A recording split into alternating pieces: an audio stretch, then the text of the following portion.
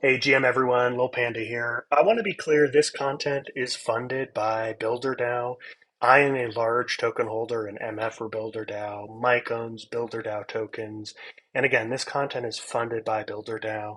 This is not legal or financial advice. I recommend that you don't buy any of these tokens. This content is for informational purposes only. Enjoy this listen. Hey all, GM Lil Panda here.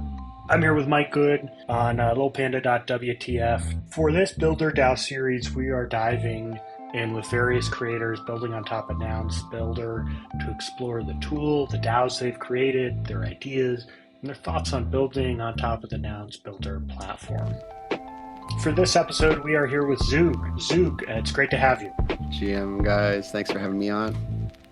Zhoug, so tell us how you decided to start mferbuilderDAO. MFers were sort of just like doing things like all sort of spread out. You know, MFers are a very diverse group. Like there's like a wide range of experience and skills across MFers. There's people from like with development, technical backgrounds, there's people with artistic backgrounds, there's people who come from business, people from all over the world come and sort of like represent themselves as MFers and stuff. So there was a lot of people out there doing things and building stuff, but without like using some sort of like Web3 tooling, decentralized infrastructure to like facilitate coordination, just like a bit bigger than how, you know, like having these sparse sort of groups just sort of like making art and making little communities around that, just doing things a little more larger scale.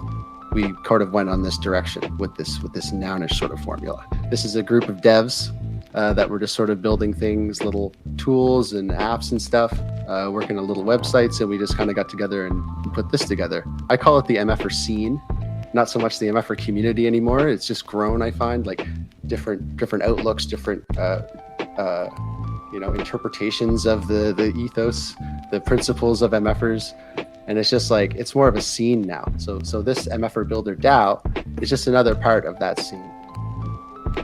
We started very organically. It actually started on the Gorley testnet after Zora and Nouns sort of like collaboratively released this Nouns build tool framework. I like to play with new technology and stuff as it drops, and Nouns is very interesting. The Nounish framework is very cool, and I immediately wanted to play with it. So I popped up just like a goofy little testnet DAO using the original MFer layers. And I just passed it into our little dev chat there. I had a group chat called the MFers Code Club. We would all kind of jam and share code and help each other out. And I passed that in there. And the other devs kind of jumped in and poked around and looked at it and experimented and bought a few tokens, and we ended up like raising like some Gorley ETH. That's where the inspiration struck, where I was like, wait, we could do this for MFers. So we kicked it off, we deployed to mainnet, and I just sort of very calmly put together what we're seeing on the screen, just the simple abbreviated MFer head alternating with the MFer different colored backgrounds. And I put that out and I just sent the link in the dev chat and said, hey guys, you want to check this out? Like hats off to Zora and the team, you know, with Zora that were involved with that, because it was just such a smooth experience for how complex what is actually going on under the hood is happening. Like there's a whole lot going on when you're setting one of these up.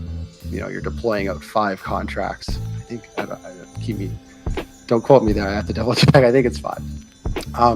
You know, you're putting a bunch of stuff like layers up on the IPFS, and those are getting like assembled when you like request them. And it's just, there's auctions and there's many moving parts, and just for it to be abstracted just to like a couple buttons, and you know, here's a folder sort of directory format just to follow, put some images in there, send it up. Now you have like a functioning system that can enable human coordination.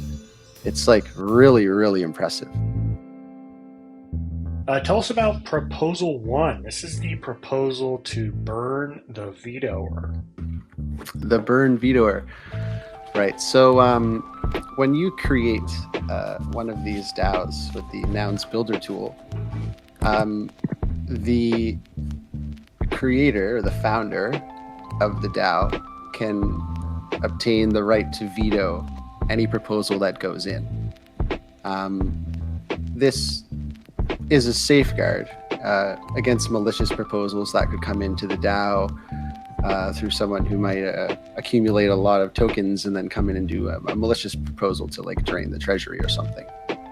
So that veto's there to stop someone from doing that, which is a good thing, but it can also be seen as sort of a negative thing in that there's a central point where a central point of a point of centralization, I guess, where a smaller party or one person has a say over what proposals can and cannot pass, simply just by this veto. So in theory, there could be an extremely popular vote.